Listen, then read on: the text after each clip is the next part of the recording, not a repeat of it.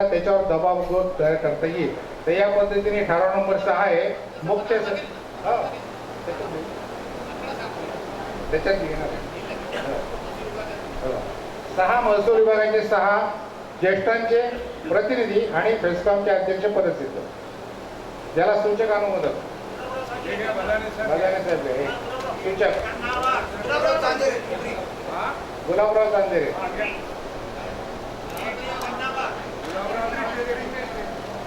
ओळखाई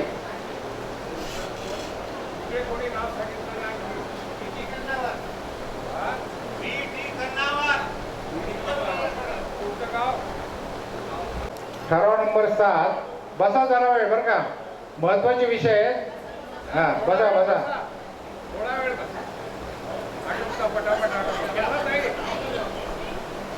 बंद मातोश्री वृद्धाश्रम लवकर सुरू करावेत. आम्ही मध्यंतरी फेस्कॉमने एक कार्यक्रम हाती घेतला होता. त्याच्यामध्ये बाळासाहेब ठाकरेंनी त्यावेळेला युतीच्या काळात महाराष्ट्रामध्ये 31 मातोश्री वृद्धाश्रम चालू केले होते आणि 19 विना अनुदानित होते.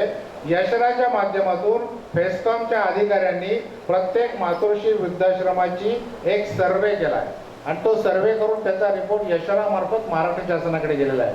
त्याच्यामध्ये आमचं जे लक्षात आलंय फेस्कॉमच्या, त्याप्रमाणे आपण ठराव करतोय की मातोश्री वृद्धाश्रम जे बंद पडले ते परत चालू करावे आणि त्या ठिकाणी जे वृद्ध आहेत त्या वृद्धांना परिपोषण अनुदान प्रतिमास रुपये 1500 देण्यात यावे. प्रत्येक वृद्धाला एका महिन्याला 1500. 15-12 मंजूर झालेले म्हणजे हे सगळे घर म्हणजे त्यांनी 15-12 नागपूर अधिवेशनात आश्वासन देऊन सांगितलंय. त्यांनी आश्वासन दिल्यानंतर आम्ही पुण्याला त्यांचा सत्कार केलाय आणि सत्काराच्या वेळेला 2500 लोकांनी ते सांगितलं हे तुम्ही आश्वासन दिले, याला 2500 लोक या ठिकाणी म्हणजे साक्षीदार आहेत. तेव्हा तुम्ही आता परत मागे फिरू नका, दोर कापू नका आमचे. पण अजूनही काही झालं नाही म्हणून हा परत ठराव करायची वेळ. याच्याकरता सूचक अनुमोदन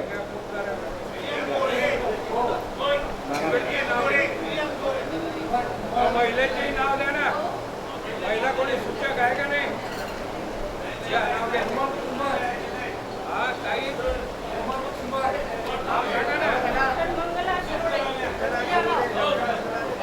डॉक्टर मंगला शिरोळे नाव साहेब पुढे.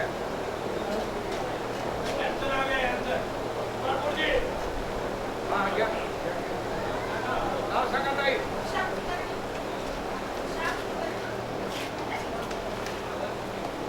ठराव नंबर 8. मधुमेह रक्तदाब या विकारावर ज्येष्ठ नागरिकांना लागणारी औषधे मोफत देण्यात यावीत. अशा प्रकारचं आश्वासन त्यांनी दिलेलं आहे. आता जेनरिक औषधामध्ये त्या ठिकाणी आपल्याला स्वस्तामध्ये औषध देण्याची योजना सुरू झालेली आहे.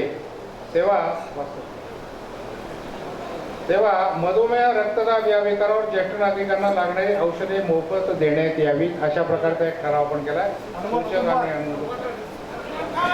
हनुमंत कुंभार, देवीराज चंद्रन, नागपूर. देवीराज चंद्रन. डायबिटीस आहे का? हो मला डायबिटीज आहे. मागणी करणारा खरा. हो खरा डायबिटीज आहे. ओके धन्यवाद. देवीराज चंद्रन. पर्सेंटेज दरवेळेस बदलत राहते ना. आहे अजून बरेच ठराव आहेत. प्रत्येक कोणाचा राहिला असेल तर आपण घेऊन टाकू. त्याच्यानंतर ठराव नंबर 9. ठराव नंबर 9 मध्ये प्रत्येक पोलीस स्टेशनमध्ये ज्येष्ठ नागरिकांसाठी डेझिग्नेटेड ऑफिसर नियुक्त करून ज्येष्ठांसाठी हेल्पलाईन चालू करण्यात यावी. या संदर्भामध्ये काही पोलीस स्टेशनमध्ये खरोखर काम सुरू झालेलं आहे. परवाच पुण्याच्या पोलीस कमिशनर रश्मीताई शुक्ला यांच्याबरोबर आम्ही 1090 ही हेल्पलाईन चालू केली. त्याचबरोबर 86 प्रभागामध्ये जे पोलीस स्टेशन आहेत तिथे ज्येष्ठ नागरिक सहाय्यता कक्ष निर्माण केलाय. ज्येष्ठांसाठी एक वेबसाईट निर्माण केली. परंतु शासकीय पातळीवरून त्यांना हे आदेश जाणं गरजेचं आहे. त्या दृष्टिकोनातून पोलीस स्टेशनमध्ये डेझिग्नेटेड ऑफिसर नियुक्त करावा, ज्येष्ठांसाठी हेल्पलाईन चालू करावी.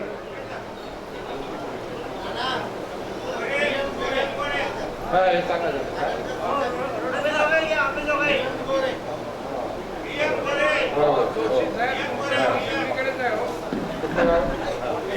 लातूरने सुद्धा हा उपक्रम लासलगावने हा उपक्रम सुरू केलेला आहे नाशिक जिल्हा. धुळ्याला पण आहे. नाही, बऱ्याच ठिकाणी सुरू झालेले आहे. आणि विशेषतः मी सांगतो तुम्हाला की पोलीस स्टेशनला 1090 वरती जे कॉल येतात त्या कॉलमध्ये एक कॉल कायमस्वरूपी असा येतोय की घरामध्ये कुणीही नाही, गेले 8 दिवस मी कोणाशीही बोललेलो नाही, तुमचा एखादा कॉन्स्टेबल 1 तासभर मला गप्पा मारायला पाठवा. ही महाराष्ट्रातल्या ज्येष्ठांची अवस्था आहे. याच्याकरता त्यांना संरक्षण पोलिसांचं योगायोगाने आपल्या फेस्कॉमचे अध्यक्ष हे असिस्टंट पोलीस कमिशनर आहेत. त्याच्यामुळे त्यांनी ज्येष्ठांच्या संरक्षणाची जबाबदारी अधिक मोठ्या प्रमाणात हाती घ्यावी. याच्या संदर्भात 9 नंबरला सूचक अनुमोदक सांगा. ठराव नंबर 10 हा अतिशय महत्वाचा ठराव आहे. करंट टॉपिक वरती केलेला हा ठराव आहे. कारण या 1 मिनिट बरं का, 2 मिनिट. हा जो ठराव आहे हा अतिशय महत्वाचा आहे. हा ज्वलंत प्रश्न आहे, ऐरणीवरचा प्रश्न आहे. त्याच्यामुळे ज्येष्ठ नागरिक संघाच्या माध्यमातून त्यांच्या मागे भक्कम उभं राहणं हे आपलं ज्येष्ठांचं कर्तव्य आहे. याच्याकरता ठराव नंबर 10 आहे. शेतकरी, शेतमजूर आणि ग्रामीण कारागीर रुरल आर्टिझन्स यांना दरमहा रुपये 5,000 जे 60+ आहेत त्यांना पेन्शन टू EPS 95 खाली देण्यात यावी. 5,000ची पेन्शन हे एम्प्लॉईज प्रॉव्हिडंट फंड स्कीम 1995च्या अंतर्गत दर महिन्याला 5,000 रुपये त्यांना देण्यात यावी. अशा प्रकारचा ठराव आपण एक मागे केला होता आपल्या ॲन्युअल जनरल मीटिंगला. तो आपण महाराष्ट्र शासनाकडे पाठवला. त्याच्यानंतर महाराष्ट्र शासनाने 3,000ची पेन्शन देण्याच्या संदर्भात व्हॉट्सअपवर मेसेज फिरत आहे. आपण हे बहुतेक लोकांनी ते वाचले असतील, पण त्याची प्रत्यक्षामध्ये तुम्हाला GR काढून आणि आर्थिक तरतूद करून इम्प्लिमेंटेशन होणं गरजेचं आहे. त्याच्यानंतर एक ठराव माझ्याकडे असा आलाय आता की ज्येष्ठांसाठी प्रत्येक ज्येष्ठ नागरिक संघाला विरंगुळा केंद्र महाराष्ट्र शासनाने तयार करून द्यावे. तर याच्यामध्ये पेरेंट्स ॲक्ट 2007 याच्यामध्ये वृद्धाश्रम आणि विरंगुळा केंद्र, त्याचप्रमाणे महाराष्ट्र शासनाचे जे GR आहेत त्याच्यामध्ये महानगरपालिका, नगरपालिका, कवर्गीय नगरपालिका यांनी ज्येष्ठ नागरिकांना विरंगुळा केंद्र निर्माण करून द्यावेत अशा प्रकारचा ऑलरेडी GR आहे. परंतु ते काय म्हणतात की तुम्ही आम्हाला जागा उपलब्ध करून द्या, बांधकाम आम्ही करून देतो. परंतु अशा प्रकारची जागा उपलब्ध करणं हे फार अवघड आहे. तेव्हा त्यांच्या स्वतःच्या ज्या मोकळ्या जागा आहेत त्या कॉर्पोरेशनच्या ताब्यातल्या असतील, नगरपालिकांच्या असतील, कवर्गीय असतील, ग्रामपंचायतीच्या असतील तर त्या ठिकाणी त्यांनी द्याव्यात. मी बऱ्याच ठिकाणी ग्रामीण भागात जेव्हा जातो त्यावेळेला समाज मंदिरं महाराष्ट्र शासनाने बांधून दिले. मध्यंतर मी जुन्नर तालुक्यात गेलो होतो आणि त्या ठिकाणी समाज मंदिरामध्ये आम्ही जेव्हा गेलो तेव्हा दुपारच्या वेळेला तिथे जनावरं आतमध्ये बसलेले होते देवाऱ्याला विश्रांतीला. त्या ठिकाणी बांधल्यानंतर कुठल्या प्रकारचा मेंटेनन्स नव्हता. तिथेच मी त्यांना सांगितलं की हे समाज मंदिरं ज्येष्ठ नागरिकांच्या ताब्यात द्या, निदान तिथे दिवाबत्ती होईल, रोज त्या ठिकाणी स्वच्छता होईल आणि ज्येष्ठ नागरिकांना बसायला हक्काचं घर मिळेल. तेव्हा अशा प्रकारच्या ज्या योजना आहेत की ज्या योजना कागदावर आहेत किंवा इम्प्लिमेंटेशन होत नाही, तर त्याच्याकरता प्रत्येक ज्येष्ठ नागरिक संघांना किमान तालुका पातळीवर, गाव पातळीवर जिथे ग्रामपंचायत आहे विरंगुळा केंद्राची निर्मिती व्हावी अशा प्रकारची मागणी आपण ठरावाद्वारे करतोय. त्याच्याकरता सूचक आणि अनुमोदक म्हणून आपण नाव देण्यात यावं. VM गोरे, हनुमंत कुंभार, अनुमोदक घ्या. कळमनुरी हनुमंत कुंभार, VM गोरे, हनुमंत कुंभार.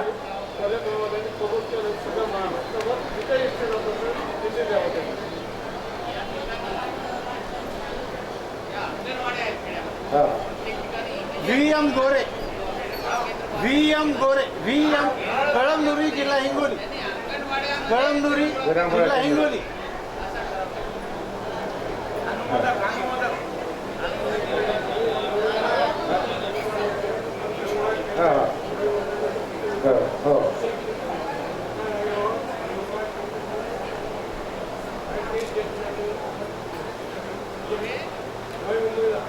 एक मिनिट, थोडक्यामध्ये अशा प्रकारच्या सूचना आलेल्या आहेत बरं का. एक मिनिट, स्थानिक स्वराज्य संस्थांच्या मालकीच्या ज्या ज्या जागा आहेत मग ती अंगणवाडी असो, हुतात्मा स्मारक असो, समाज मंदिर असो, त्या जागा मोकळ्या पडलेल्या आहेत. महाराष्ट्र शासनाचा एक GR असा आहे की ज्या जिल्हा परिषदेच्या शाळा आहेत, कॉर्पोरेशनच्या शाळा आहेत, त्या शाळांच्या ऑफिस म्हणजे जे वर्ग आहेत ते खालच्या मजल्यावरचे ज्येष्ठ नागरिकांना त्यांच्या कार्यक्रमासाठी उपलब्ध करून द्यावे. तेव्हा आपण हा ठराव जो आहे हा थोडासा जरा सर्वंकष असा तयार करून महाराष्ट्र शासनाकडे पाठवणार आहोत. त्याच्यानंतर एक अतिशय महत्त्वाची सूचना आता मला मागून आलेली आहे. त्याच्यामध्ये त्यांनी असं म्हटलंय की तुम्ही लिहून घ्या. आपण जर ST महामंडळामध्ये वयाची 65 वर्ष पूर्ण केली त्यांना 50% तिकिटात सवलत आहे. आपली मागणी पहिल्यापासून आहे की ज्यांनी वयाची 60 वर्ष पूर्ण केली त्यांना 50% तिकिटाची सवलत देण्यात यावी. आणि इतर राज्यातल्या ज्या गाड्या, कर्नाटकातल्या, आंध्रातल्या किंवा मध्य प्रदेशातल्या आणि आपल्या गाड्या तिकडे जातात, तर या कुठल्याही प्रकारच्या म्हणजे परिवहन महामंडळ, मग ते कुठल्या राज्याचं असो, कुठल्या राज्यातून कुठल्या राज्यात जाओ, त्यांना 50% तो ज्या ठिकाणी गाडीत बसतो तिकीट काढताना 50%ची सवलत ही त्याला मिळाली पाहिजे. अशा प्रकारचा ठराव आपण या ठिकाणी करत आहोत.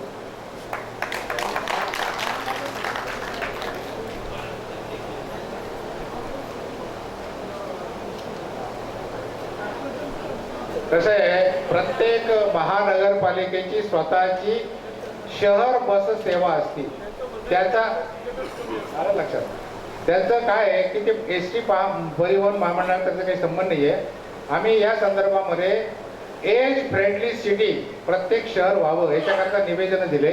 त्याच्यामध्ये आम्ही त्यांना सांगितलं होतं की ज्येष्ठ नागरिकांसाठी काहीतरी कन्सेशन द्या. परंतु त्यांनी फक्त एकच केलं की ज्येष्ठ नागरिकांनी जो मंथली पास काढला तर इतरांना 1200 रुपये मंथली पास आहे, ज्येष्ठ नागरिकांना 450 रुपयामध्ये म्हणजे फक्त रोज 15 रुपये याप्रमाणे फिरता येते. त्याप्रमाणे बऱ्याच ठिकाणी आता गोव्यामध्ये आम्ही गेलो होतो तर तिथे सिटी बसमध्ये ज्येष्ठांचं तिकीटच घेतले, सगळं फ्रीमध्ये. ओके, धन्यवाद. खुल्या अधिवेशनमध्ये बऱ्याचशा गोष्टी येऊन गेल्या, ते संपलंय. आता नंतर नाना इंगळे आपल्याशी संवाद साधतील. ते अध्यक्ष होते या सत्राचे. आणि नंतर प्राचार्य बधाणे सर सर्वांचे आभार मानणार आहे.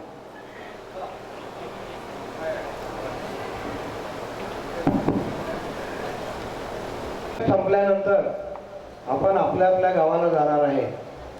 तर अंमलबजावणीच्या दृष्टीने काही गोष्टी आपल्याला करणे आवश्यक आहे. त्या अशा आहे की आपण आपल्या सभेच्या सुरुवातीला साने गुरुजींची जी प्रार्थना आहे ती म्हणतो. साने गुरुजींच्या प्रार्थनेमध्ये काय म्हटलेलं आहे त्याचे अर्थ समजून घेतले पाहिजे आणि आपल्या कृतीत, वर्तनात, आपल्या संघाच्या कार्यात, सेवा कार्यामध्ये त्याचं अनुकरण केलं पाहिजे, अंमलबजावणी केली पाहिजे. हे पथ्य पाळणे आवश्यक आहे. तरच त्या प्रार्थना म्हणण्याला काही अर्थ असेल, हे एक आपण ध्यानात ठेवावं. दुसरं, सभेच्या शेवटी आपण पसायदान म्हणतो. पसायदानमध्ये देखील असंच म्हटलेलं आहे. तर आपली जी कृती आहे, आपलं जे कार्य आहे, त्यामध्ये तो भावार्थ सर्व लक्षात घेऊन आपण काम केलं पाहिजे. त्या दृष्टीने सर्व संघांनी, पदाधिकाऱ्यांनी प्रयत्न करावे. तसंच हेस्कॉमची उद्दिष्टे, घटना यामध्ये जे काही नमूद केलेलं आहे, उद्दिष्टामध्ये जे काही सेवा कार्य नमूद केलेलं आहे त्याप्रमाणे आपण काम करावं. आणि केलेल्या कामाचा स्थानिक वर्तमानपत्रात, प्रादेशिक वर्तमानपत्रामध्ये प्रादेशिक विभागांना, आपल्या सर्व मासिका आणि पाक्षिकांना आणि हेस्कॉमकडे याचं रिपोर्टिंग केलं पाहिजे. सभा झाली, काय झालं, काय कामकाज केलं, एवढे हजर होते, हार गुच्छ घातले, सत्कार केला, ह्या गोष्टी नाही लिहिल्या तरी चालतील, पण काय कामकाज केलं ते अत्यावश्यक आहे. तर असे गुणवत्तापूर्ण अहवाल आपले सर्व ठिकाणी गेले पाहिजे. या दृष्टिकोनातून आपण प्रयत्न करू. आता आपण ज्या काही डिमांड्स या ठिकाणी ठेवलेल्या आहेत त्या पुढे आपल्या प्रत्येक प्रादेशिक विभागापर्यंत प्रसारित करण्यात येतील. त्यानुसार आपण लोकांना माहिती द्यावी आणि एक सूत्र ध्यानात ठेवून उद्यापासून कामाला लागावं. एकाने एक सभासद वाढवावा आणि एका संघाने एक संघ निर्माण करावा. एका वर्षामधलं एवढंच काम जरी केलं तरी आपलं फार मोठं काम होते. त्या दृष्टीने आपण सर्व प्रयत्न करू आणि आपल्या संघटनेचं काम वाढवू. आपण आता या अधिवेशनामध्ये सहभाग घेतला. सर्व काल आणि आज कामकाज पूर्ण केलेलं आहे. धुळे प्रादेशिक विभागाने अधिवेशनाची धुरा सांभाळली. उन्हाळ्याचे दिवस आणि कमी कालावधी यामध्ये देखील सर्व कामकाज पूर्ण केलं. आपण हे मोठ्या संख्येने सर्व परिश्रम सहन करून या ठिकाणी आलात, हे फार चांगलं झालेलं आहे आणि हे अधिवेशन नक्कीच यशस्वी झालेलं आहे. ऊन असून देखील आपला उत्साह जो आहे तो खरोखर प्रेरणादायी आहे. त्यानुसार आपण आपल्या भागामध्ये गेल्यानंतर हे सर्व गावातल्या आपल्या संघातल्या सर्व सभासदांना विश्लेषण करून सांगावं, त्याचं महत्त्व सांगावं आणि त्यांची इच्छा पुढील अधिवेशनात येण्याची झाली पाहिजे असेही प्रयत्न करावे. आपण प्रादेशिक अधिवेशनं घेतो ते झाले पाहिजे. फेस्कॉमचं वार्षिक अधिवेशन झालं पाहिजे. आयस्कॉनचं वार्षिक अधिवेशन नियमित होतच आहे.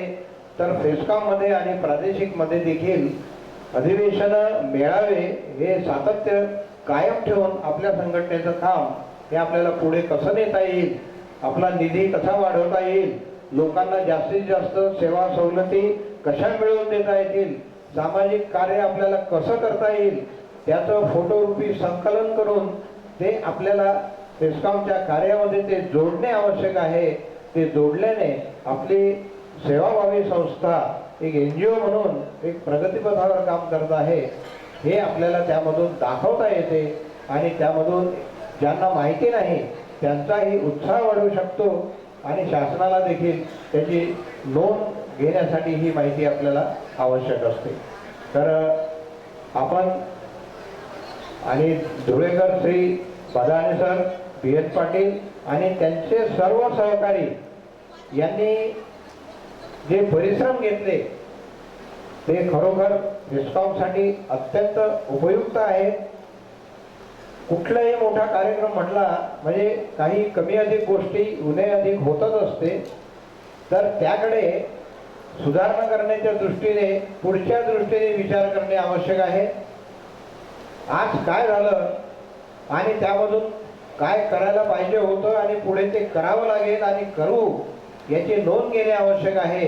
करणाऱ्यांनी आणि समस्त उपस्थितांनी, सर्व संघांनी, कार्यकर्त्यांनी याची नोंद घेणे आवश्यक आहे आणि सर्वांनी सर्व कार्यक्रम कसे यशस्वी होतील याचा पॉझिटिव्ह व्ह्यूने विचार करून काम करावं आणि आपलं संघटनेचं कामकाज प्रगतीपथावर न्यावं अशी आजच्या अधिवेशनाप्रसंगी आणि आजच्या या सत्राप्रसंगी मी एक आपल्या पुढे नमूद करतो आणि ते काम पूर्ण करावं.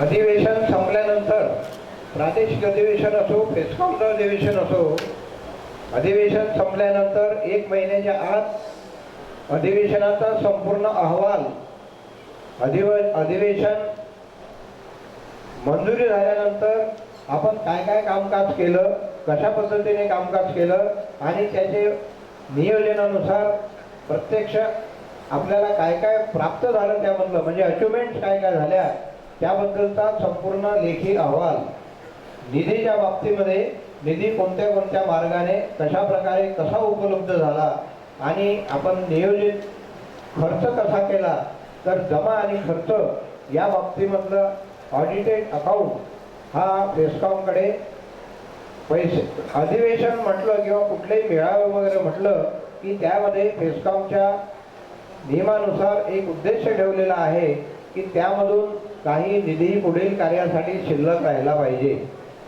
शिल्लक राहिलेला निधी तो कसा वाटप करावा याबद्दल देखील आपण सूचित केलेलं आहे. तर शिल्लक निधीपैकी अर्धी रक्कम फेस्कॉमला द्यावी आणि अर्धी रक्कम जे स्थानिक आयोजक आहेत, एक असतील तर त्यांना पूर्ण द्यावी, 2 असतील तर 25-25% करून वाटप करावी. तर अशा पद्धतीने या आयोजकांनी हा अहवाल 1 महिन्याच्या आत फेस्कॉमकडे सादर करावा. तो संपूर्ण अहवाल पुढे होणाऱ्या नियामक मंडळाच्या बैठकीमध्ये मंजुरीसाठी ठेवण्यात येईल आणि त्यानंतर हे कामकाज पूर्ण झालं असं समजता येईल. तरी आपण हे सर्व करावं आणि पुढेही नियमित या सूचना अंमलबजावणीच्या दृष्टीने आपण प्रयत्न करावे अशी अपेक्षा ठेवतो. आणि आता हे सत्र संपलं असं मी जाहीर करतो. यानंतर पुढील कार्यक्रमसाठी मी माईक यांना हस्तांतर करतो. आता पुढचा जो कार्यक्रम आहे समारोप, हा सगळा जो खटाटोप चाललेला होता 1 महिन्यापासून, प्राचार्य बदाणे सर आणि त्यांची सगळी टीम, आम्ही सर्व BN पाटील वगैरे ही सगळे मंडळी अतिशय परिश्रम घेत होती. तर समारोपाचं भाषण त्यांनी करावं अशी मी त्यांना विनंती करतो.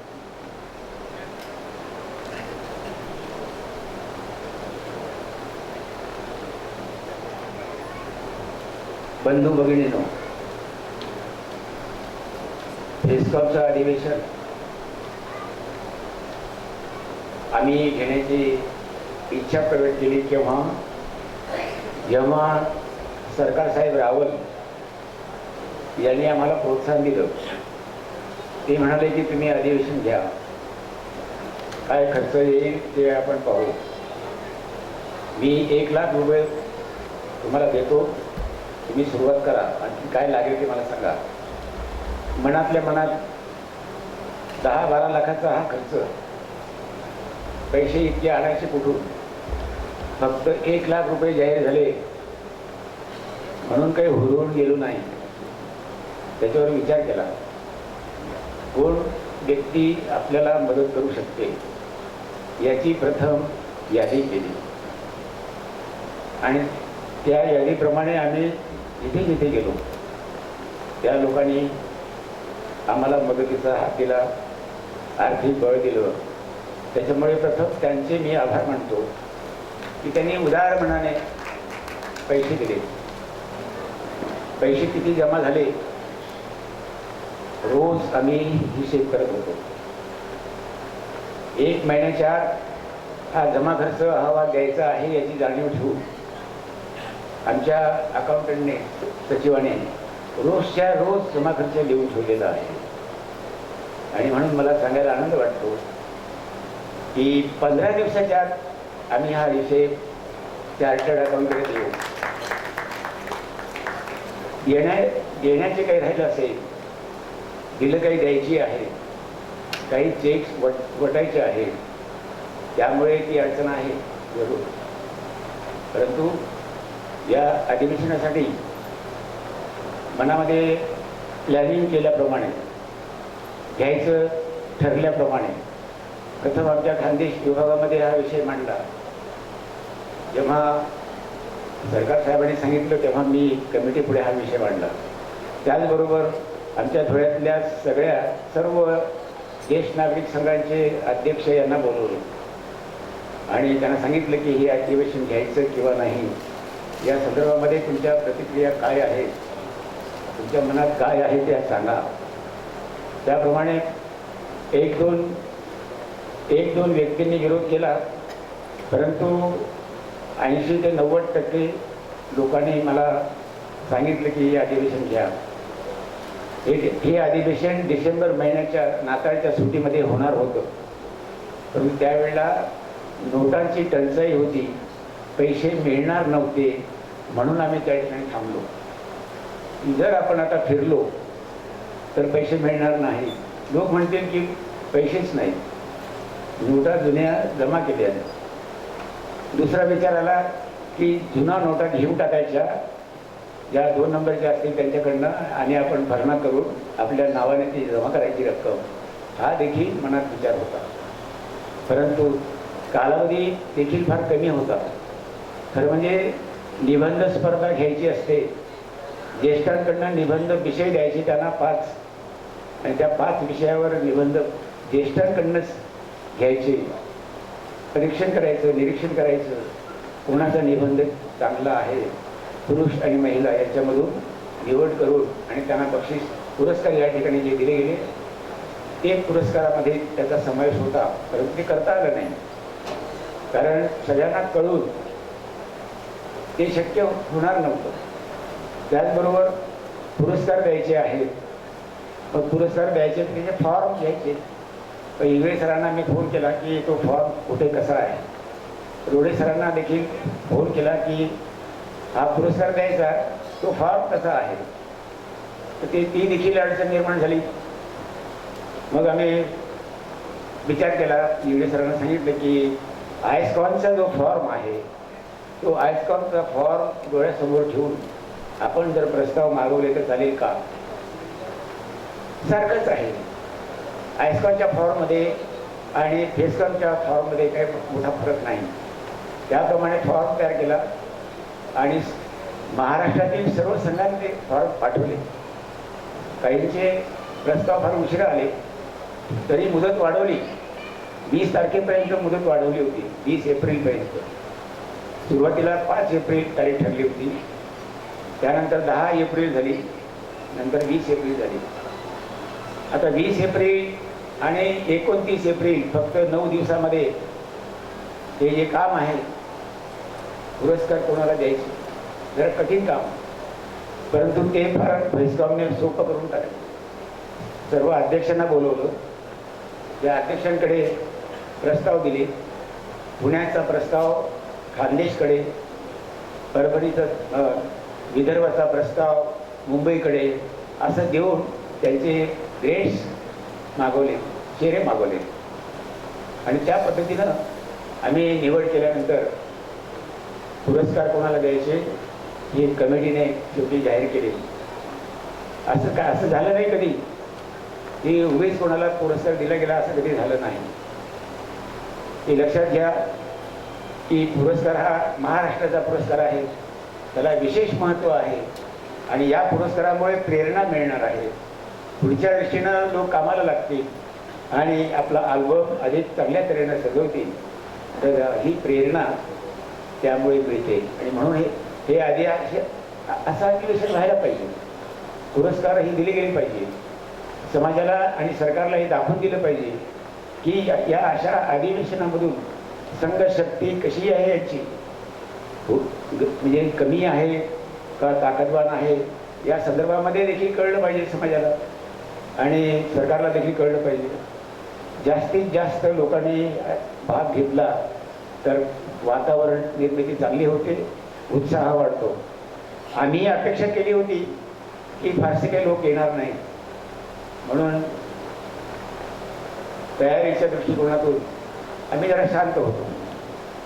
परंतु जेव्हा 29 तारखेला या ठिकाणी यात्रेचं स्वरूप आलं, अक्षरशः यात्रेचं स्वरूप आलं, खूप गर्दी झाली. मला भीती वाटायला लागली की स्वयंपाक हा कमी पडतो की काय. परंतु ज्यांनी अन्नदान दिलं ते राजीव बाबा कदम बांडे, ते म्हणले कितीही माणसं येऊ द्या, कितीही येऊ द्या ज्येष्ठ नागरिक, तर यांना मी जीव घालेन, होईल तेवढा खर्च मी करेन. ही बाजू त्यांनी चांगली सांभाळली. 29 तारखेची दुसरे आमचे अन्नदाते त्याने देखील सांगितलं की संध्याकाळचं जेवण मी देईन, जो खर्च येईल तो मी करेन. वास्तविक त्याने 500, 1000, 10,000 पर्यंत देणगी देऊन ते मोकळे झाले असते, पण त्यांनी आपल्याकडनं अन्नदान झालं पाहिजे या भूमिकेतून त्यांनी तो संकल्प जाहीर केला. आणि मला त्यांचा फार मोठा अभिमान वाटतो की रावळ साहेब, राजूबाबा कदम मांडे आणि मुसळे यांचे मी प्रथम आभार मानतो, कारण ते माझं कर्तव्य आहे. दुसरा मुद्दा आभार मानायचे ते महाराष्ट्र फेस्कॉमचे म्हणायचे. महाराष्ट्र फेस्कॉम ही मंडळी अतिशय विचारी, उत्तम मार्गदर्शक आणि संघटन कौशल्य जवळ ठेवून त्यांनी आम्हाला जवळ घेतलं आणि त्यांनी सांगितलं की हे शिवधनुष्य तुम्ही उचला आणि आम्हाला कल्पना आहे तुमच्यामध्ये ते सामर्थ्य आहे, तुम्ही हे करू शकाल. कारण चौधरी दादांना हे माहीत होतं, त्यांच्याजवळ मी बोललो होतो की रावळ साहेबांनी होकार दिलेला आहे, तेव्हा त्यांना फार आनंद झाला. रोडे साहेबांशी मी बोललो, त्यांनाही ते फार आनंद झाला. आणि वारंवार मला सांगण्यात आलं की यावर्षी हे अधिवेशन झालं पाहिजे. 2013 झालेलं अधिवेशन 2014 झालं नाही, 2014 झालं, 2015 झालं नाही, 2016 झालं नाही, पण 2017 आता हे अधिवेशन झालं. आणि यापुढे देखील हे अधिवेशन दरवर्षी होईल. आयस्कॉनचं अधिवेशन जसं होतं त्या पद्धतीनं होईल. मी आयस्कॉनच्या अधिवेशनाची प्रतिकृती जेवणाचा मी प्रयत्न करतो. रापके साहेब ऑल इंडियाचं अधिवेशन जसं होतं त्या पद्धतीने आपण करूया, हा विचार माझ्या डोक्यात प्रथमपासून होता. काय विशेष आहे आयस्कॉनचं अधिवेशन? खुर्ची टाकून सत्कार करणं हे तिथे मी पाहिलं की त्यामध्ये अतिशय चांगलं वातावरण असतं.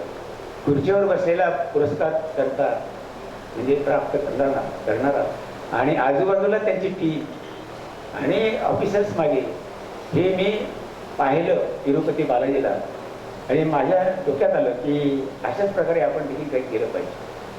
म्हणजे त्यांना देखील आनंद वाटतो, त्यांच्या टीममधल्या लोकांना देखील आनंद वाटतो की आपण स्टेजवर आलो, आपला फोटो काढला गेला, तर फार बरं वाटतं. आणि अशा पद्धतीने एक उदाहरण मी सांगितलं.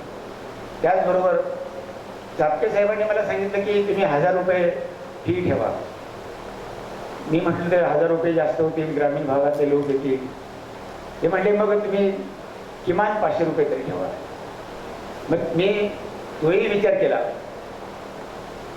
चौधरी साहेबांना त्यांच्याशी बोललो, रोडे सर, इंगळे सरांशी बोललो. ती म्हटलं किती फी ठेवावी. कोल्हापूरला अधिवेशन झालं, डॉक्टर मानसिंग जगताप यांच्याशी बोललो.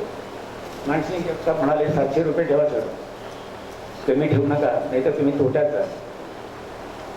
म्हटलं तोटा तर काय, कमीत कमी लोकांकडनं, कमीत कमी फी लोकांकडनं घेऊ, जास्तीत जास्त पैसा दानशूरांकडनं घेऊ, म्हणजे बॅलन्स राहील, म्हणजे आपल्याला तूट वगैरे येणार नाही. हा हिशेब मी केला आणि त्याप्रमाणे फक्त 300 रुपये फी ठेवली. किट द्यायचं असतं, म्हणजे काहीतरी प्रेझेंट द्यायचं असतं. या अधिवेशनाची एक आठवण असते, एक प्रेरणा असते आणि स्मृतीमध्ये आपल्या स्वतःच्या इतिहासामध्ये एक सोन्याचं पान लिहिलं जातं. आणि त्या दृष्टीनं ज्यांना पुरस्कार मिळाला, ज्यांना किट मिळालं, त्यांना निश्चितच धन्यता वाटेल, आनंद वाटेल आणि समाधान देखील होईल. मित्रहो, बोलणं फार सोपं आहे. मित्रहो, सर्व इतर सौंदर्य घेणं फार सोपं असतं, पण पैशाचं सौद हे महाकठीण काम आहे. ते घेताच येत नाही, हे अगदी बरोबर आहे. ते हे या दिशेनं प्रयत्न केले आणि आम्ही 7 महिना, 1.25 महिना आम्ही फिरलो. रोज कुठेतरी जायचं, गाडी काढायची, आमच्या मित्रांना बरोबर घ्यायचं. त्यामध्ये आमचे मित्र जे आहेत ते देखील एखाद्या दिवशी यायचे, दुसऱ्या दिवशी यायचे नाही. मग मी तिसऱ्याला बोलवायचो. रोज गाडीमध्ये 7, 8, 10 लोकांना घेऊन जायचं. का तर त्यामुळे जरा प्रभाव पडतो. एकट्या दुकट्या माणसाला कोणीही उभं करत नाही, हे तेवढंच करायचं. पण तुम्हाला सांगतो आश्चर्याची गोष्ट मित्र, की जिथे गेलो तिथे आम्ही बोललो नाही. त्यांना सांगितलं की असा असा कार्यक्रम आहे आणि यासाठी आपण सगळ्या हाताने दानशूरपणाने मदत करावी. तर त्याने जे आकडे दिले, जे चेक दिले ते आम्ही स्वीकारले आणि फटक्यात 5.5-6 लाख रुपये 15-20 दिवसामध्ये जमले. आणि त्यामुळे आम्हाला जरा बरं वाटतं की चला आता आपण हे अधिवेशन घेऊ शकतो. तेव्हा किटच्या दृष्टीने अनेक लोकांनी सांगितलं की फार चांगलं किट आहे, किट बॅग फार चांगली आहे. जे आम्ही स्मरणिका काढली जी, ती स्मरणिका देखील फार विचारपूर्वक स्मरणिका काढली. या स्मरणिकेमध्ये ज्येष्ठांसाठी अत्यावश्यक अशा प्रकारचे डॉक्टरांचे सल्ले, डॉक्टरांचे लेख, त्याचबरोबर ते कविता, काही जाहिराती होत्या त्या जाहिराती आहेतच, परंतु स्वागत समिती ही मोठी करावी जेणेकरून 2 पैसे आपल्याला मिळतील, जमा होतील. आणि तसंच केलं. 70 लोकांनी पैसे दिले त्या स्वागत समितीमध्ये, त्यांचे फोटो टाकले. आपण फोटो जर मोजले तर जास्त होतील. 70 मी जुना आकडा सांगितला, पण नंतरच्या काळामध्ये देखील काही लोकांनी पैसे दिले की आम्हाला स्वागत समितीमध्ये घ्या. मग स्वागत समितीचे 2 भाग केले. पहिला भाग 5,000 रुपयाचा, ज्याने 5,000 रुपये दिले ती स्वागत समितीमध्ये सुरुवातीचा एक भाग, आणि ज्याने 1,000 रुपये दिले त्याने ब भाग, दुसरा भाग, त्यांना देखील सहाय्यक स्वागत समिती असं मी नाव टाकलं. कारण 5,000 घेणारे म्हणतील का हो यांच्याकडनं 1,000 हे पण स्वागत समितीमध्ये. मग मी त्यांना सांगितलं की ही सहाय्यक स्वागत समिती आहे. आणि विशेष आनंदाची गोष्ट अशी की लोणावळ्याच्या मीटिंगमध्ये जफर साहेबांनी अतिशय छानपैकी त्या ठिकाणी मीटिंग आयोजित केली होती. त्या मीटिंगमध्ये सर्वच खानदेशच्या लोकांनी, सर्वच फेसकामच्या लोकांनी म्हणजे नियामक मंडळाचे सदस्य असून सुद्धा ते म्हणाले की आम्ही 1,000 रुपये देतो. चौधरी साहेबांनी जाहीर केलं 1,000 रुपये द्यावे. काही लोकांनी दिले, ताबडतोब 13 लोकांची यादी झाली. बाकीची यादी नंतर आणखी काही लोकांनी पैसे पाठवले, हे खरं आहे. तेव्हा आर्थिकदृष्ट्या आम्ही सबळ झालो आणि भीती मनामध्ये काहीच नाही. तूट आली तरी आपण बघू काय करायचं ते. अजून एक व्यक्ती आम्ही राखून ठेवली आहे. ती व्यक्ती म्हणाली की तुम्हाला मला जमा कसं दाखवा, सगळे तुटीचे पैसे मी देईन, मग 1,00,000 रुपये असले तरी देईन. मला मोठा आनंद वाटला, मोठा अभिमान वाटला, सार्थक झाल्याचं वाटलं की हे अधिवेशन चांगलं होईल, चांगल्या तऱ्हेने आपण करू शकू.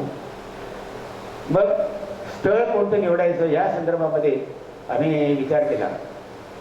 इंगळे साहेब या ठिकाणी आले एक प्रतिनिधी म्हणून जागा पाहण्यासाठी. त्यांनी जागा पाहिली. ती जी जागा होती हिरेभवनची जागा सुरुवातीला आम्ही पसंत केली. पण हिरेभवन अतिशय महाग आहे, 1.25 लाख रुपये तिथे द्यावे लागतील या विचारामध्ये आम्ही होतो. आणि म्हणून एक दिवशी सहज आम्ही राजूबाबा कदमबांडे यांच्याकडे गेलो. त्यांना सांगितलं की बाबा असं असं आहे, अधिवेशन घ्यायचं आहे, कुठे घेणार आहात? म्हटलं हिरेभवनमध्ये. अहो तिथे पैसे फार लागतात, आपल्या शाहू नाट्य मंदिरमध्ये घ्या ना, मी सांगतो त्यांना पैसे कमी करायला. आणि खरंच त्याने ताबडतोब फोन केला आणि या शाहू नाट्य मंदिर प्रायव्हेट संस्थेने ज्यांनी कॉन्ट्रॅक्ट घेतला आहे त्यांना फोन करून पैसे कमी केले. म्हणजे त्यामुळे त्यांचे देखील आभार मानणं हे मी कर्तव्य समजतो. आभार मानायचे. तिने या शाहू नाट्य मंदिरच्या कॉन्ट्रॅक्टरला नाही त्याचे आभार मानत, तर राजू बाबाने पैसे कमी केले त्यांचे आभार मानतो या ठिकाणी. त्याचबरोबर आभार मानायचे ते फेसकॉमचे अध्यक्ष, फेसकॉमचे उपाध्यक्ष, फेसकॉमचे सचिव, नेहमी सारखे फोन चालायचे. त्यांचं मी मार्गदर्शन घ्यायचं, ऐकावं जनाचं आणि करावं मनाचं. तुम्ही इंग्रजी सरांच्या लक्षात आलं, त्यांनी बोट टोचला. म्हणजे हे खरं आहे की त्यांनी सांगितलं ते काय चुकीचं सांगितलं नाही, मार्गदर्शन केलं, पण त्यात आणखी काही चांगलं करता येईल या हिशोबाने मी माझ्या मनाचं ठरवलं. आणि म्हणून प्लॅनिंग केलं की जेवणाची जागा कोणती असावी, आपल्याला स्क्रीन लावायची, ती स्क्रीन कुठे असावी, मंडपमध्ये असणाऱ्या प्रत्येक माणसाला स्क्रीनवर स्टेजवरचा कार्यक्रम काय चाललेला आहे तो दिसावा. कारण या ठिकाणी बसणाऱ्यांची संख्या कमी असते, फार तर 1,000 लोक या नाट्य मंदिरमध्ये बसू शकतात, पण जास्त लोक आले तर मग सगळे गर्दीतील मध्ये जाण्याच्या दृष्टीनं मग म्हणून बाहेर स्क्रीन ठेवली. आणि त्याचबरोबर आपण काय काम केलं, प्रत्येक संघाने या खानदेश विभागामध्ये काय काम केलं हे तोंडी सांगून काय लक्षात येत नाही मित्र.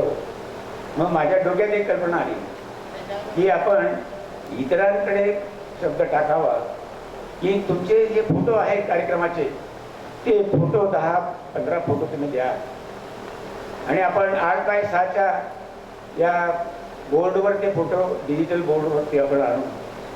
म्हणजे लांबून लोक येतील, लोक चालता चालता ते पाहतील आणि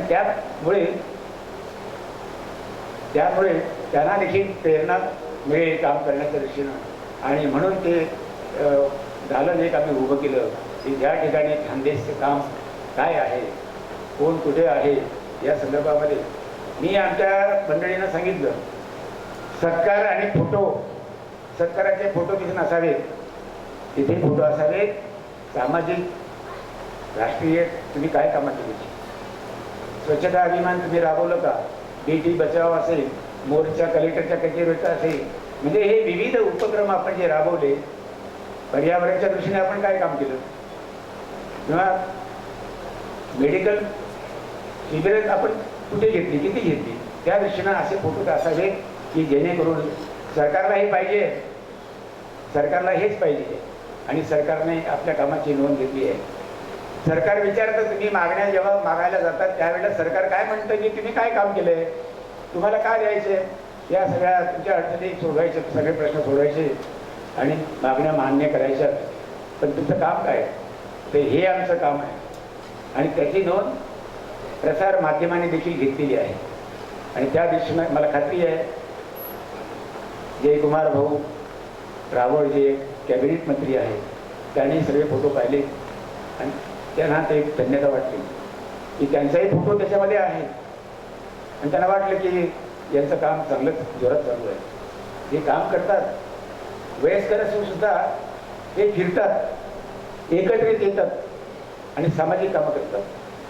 त्या दृष्टीनं त्यांनी ते पाहिलं आणि त्यांनी आपल्या या भाषणामध्ये या ठिकाणी देखील सांगितलं, आपण ते ऐकलं असो, तेव्हा त्यांचे मी आभार मानतो. नंतर तिसऱ्या टप्प्यावर पायरीवर मी उभा राहतो. तिसऱ्या पायरीवरून मी आभार मानतोय आमच्या सर्व कमिटीच्या लोकांची. 61 लोकांची कमिटी तयार, 61 लोकांची आम्ही टीम तयार केली आणि त्या टीमला कामं आम्ही नेमून दिली. त्यांनी अतिशय चांगल्या प्रकारे याचा अर्थ तन मन धनाने त्यांनी काम केलं.